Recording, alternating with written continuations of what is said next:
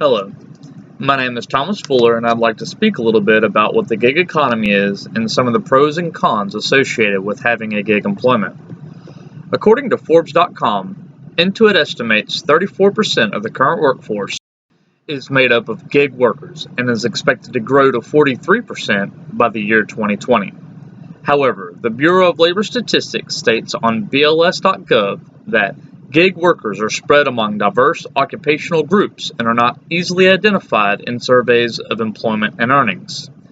This means it's hard to keep up with exactly who is a gig worker and who has permanent employment. This is part of the nature of the gig economy, an economy that calls for entrepreneurability in heaps. Many who are familiar with the gig economy often first think of Uber, Lyft, or waiter drivers, or perhaps an artist or musician. These surely fit the bill, but the gig economy is networked throughout the nation's economy. I associate the term gig economy with some words or concepts: contractor, short-term employment, specialization, flexibility, and independence, to name a handful. A contractor relies on the accumulation of several temporary jobs or projects for which he is specialized to create revenue to fuel his business. For employers or managers of large corporations, there are certain tasks that can be more efficient and effective to use a contractor rather than use the resources they currently have, which may be inadequate. Or perhaps they don't have any specialization positions within their company that is equipped to complete a project or task. Though, once the job or project is completed, so is the revenue that accompanies it, and for the contractor, it is back to searching for another project to undertake.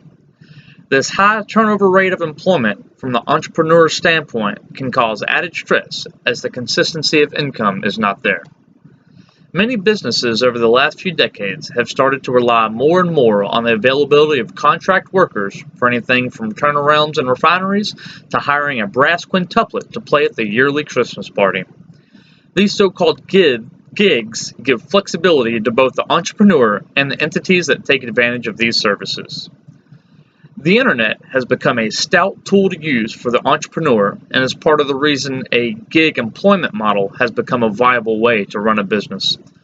It has become increasingly easier to promote a good or service through internet advertising and mass emails.